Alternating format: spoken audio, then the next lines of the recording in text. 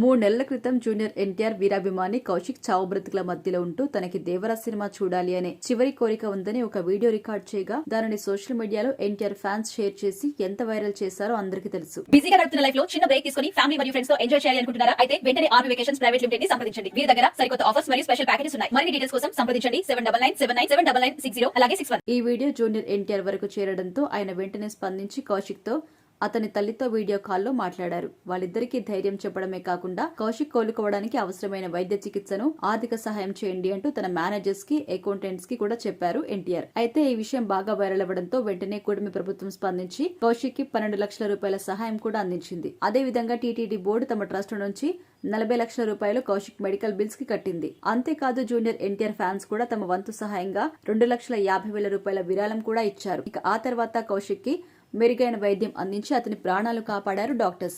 కానీ డిశ్చార్జ్ చేయడానికి 20 లక్షల రూపాయలు అడిగారట హాస్పిటల్ యాజమాన్యం.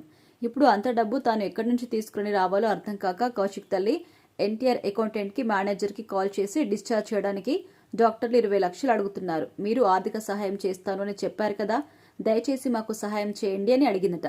కానీ వాళ్ళు మీరు ప్రభుత్వాన్ని సంప్రదించండి, మేము ఇవ్వలేము అని చాలా గట్టిగా చెప్పారట.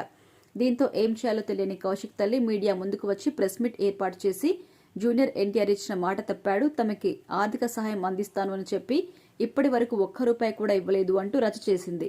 దీనికి సంబంధించి వీడియో కూడా వైరల్ అయింది సోషల్ మీడియాలో.